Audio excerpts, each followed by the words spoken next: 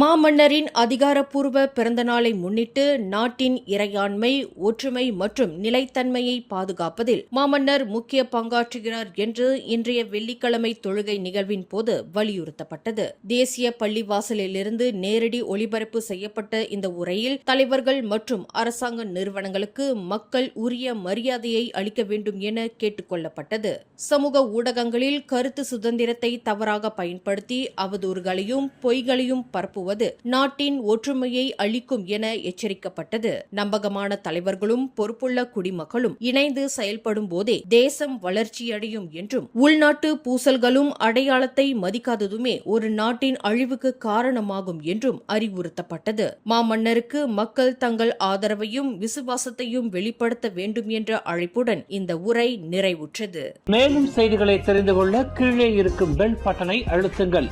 உங்கள் மகிழ்ச்சியை வெளிப்படுத்த லைக் மற்றும் ஷேர் செய்யுங்கள். தொடர்ந்து திசைகளோடு இணைந்திருக்க சப்ஸ்கிரைப் செய்யுங்கள்.